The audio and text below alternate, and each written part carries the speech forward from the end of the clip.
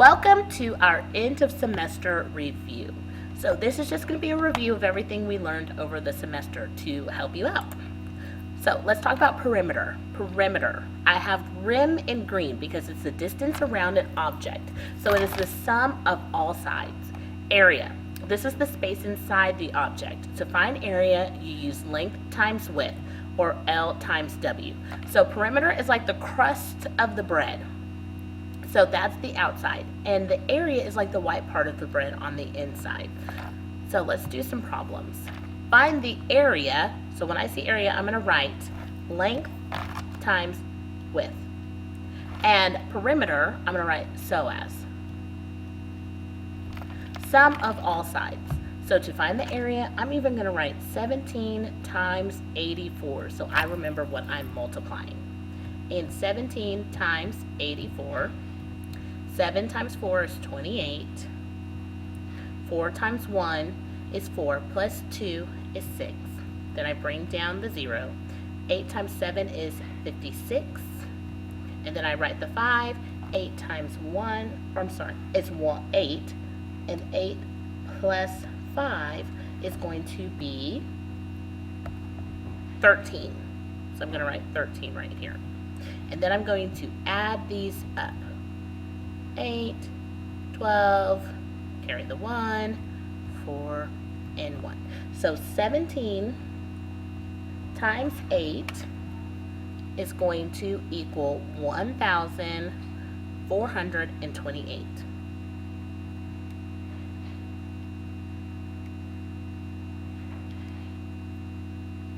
So if I put my unit of measurement as inches here and inches here, I would have 1,428 square inches. To find the perimeter, it's the sum of all sides. So I'm going to do 84 plus 84, or I could do 84 times 2. That's 8, and that's 16. And then 17 plus 17, that's 34. And then, or I could do 17 times 2 if I was using my great math skills, but I'm just showing you this just in case you're in a crunch. 6 plus 1 is 7, plus 3 is 10, and then 1 plus 1 is 2. So that would be my area is 1,428 square inches. My perimeter is going to be 202 just inches. Let's do another practice one. Find the area, length times width. So that would be 19 times 42.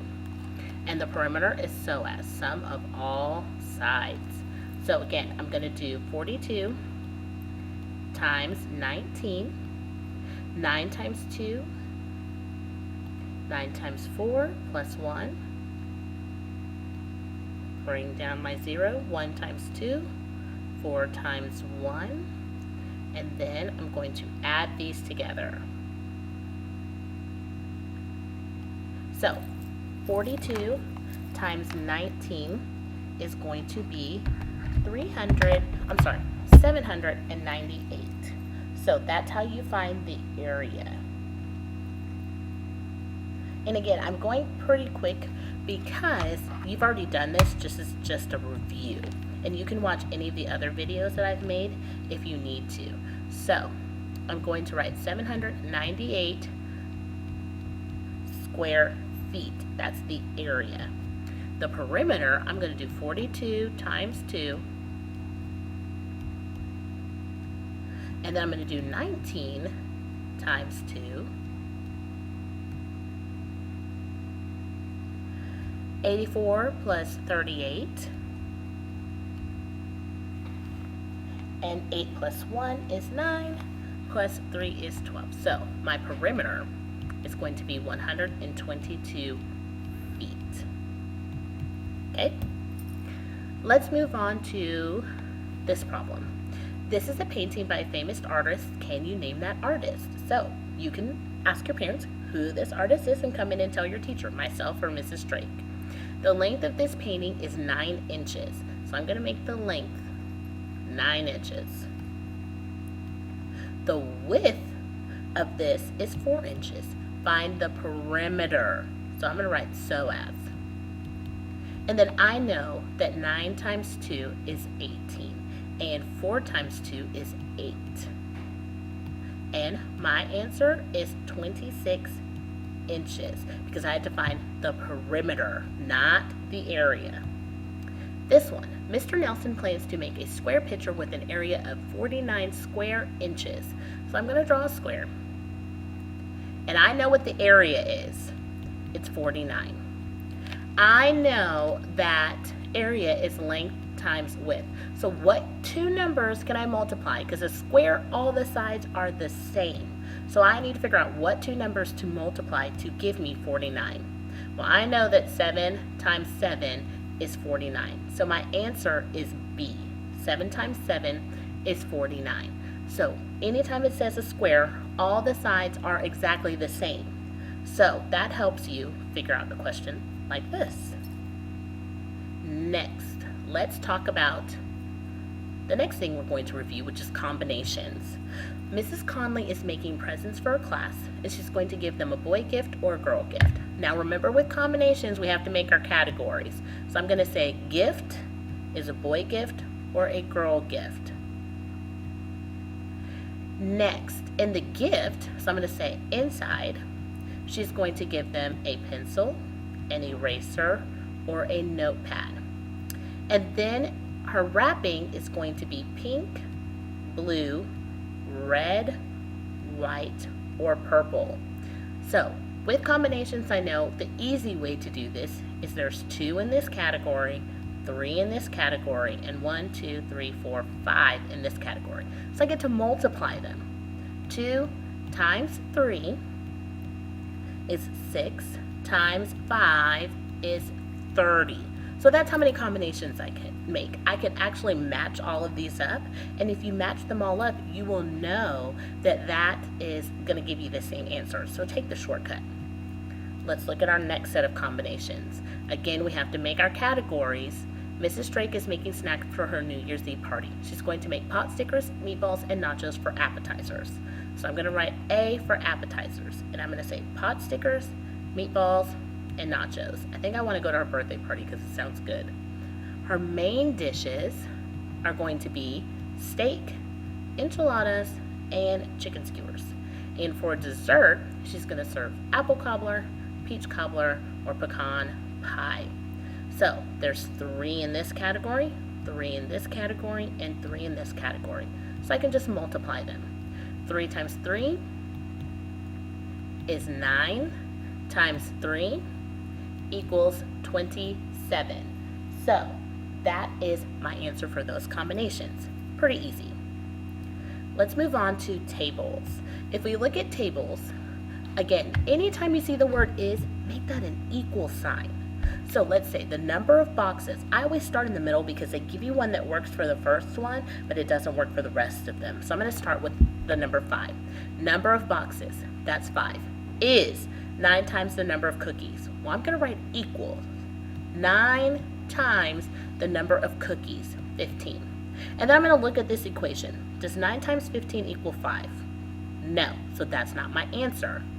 Next, number of cookies. I'm going to pick 15 again. Is means equals 6 less than the number of boxes, which is 5. Does this equal 15? No. So I know that's not the answer. Number of cookies, I'm going to say 15 again. Equals, when you see is, you write equals 3 times the number of boxes. Does this work? 5 times 3, 15. Maybe. The number of boxes, which is 5 again, equals 6 more than the number of cookies. Whoops, I picked the wrong one. 6 more than the number of cookies, which is 15. Does that work? No, it doesn't. So my answer choice is C. Next, I'm going to look at the number of shoes in different stores. And I'm going to do the same thing. When I see the word is, I'm going to write equals. So the number of shoes, 56, equals 10 more. 10 more means plus the number of stores. Does that work? 66 plus 10 is 56? No. The number of shoes, 56, equals 2 times the number of stores. No, not possible. I'm going to start using the number in the middle again because sometimes they give you one that works for the first one. The number of stores, 66, equals 10 more than the number of shoes. So I'm going to say, oh wait, I picked the first one again, sorry. I'm going to say 46. That's the number of stores. Is 10 more than the number of shoes, which is 36. 36 plus 10, does that equal 46? Yes. 66 plus 10, does that or 56 plus 10, does that equal 66? Yes. So this is a maybe. The number of stores, let's say 73, equals 2 less than the number of shoes, which is 63. No. So my answer is C. All right. The last thing we're going to talk about is arrays. What is an array? An array is an arrangement of rows and columns. So, and it helps you with multiplication. This right here is a 1, 2, 3, 4 by 3 array. 4 times 3 is 12. So really there should be 12 squares in here. 1, 2, 3, 4, 5, 6, 7, 8, 9, 10, 11, 12. So that's how arrays help you. Okay, arrays help you with multiplication. It's rows and columns, and they equal whatever you multiply these two numbers by. It's almost like area and perimeter also.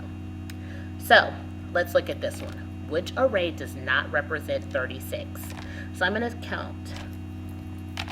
This is 1, 2, 3, 4, 5, 6 by 1, 2, 3, 4, 5, 6.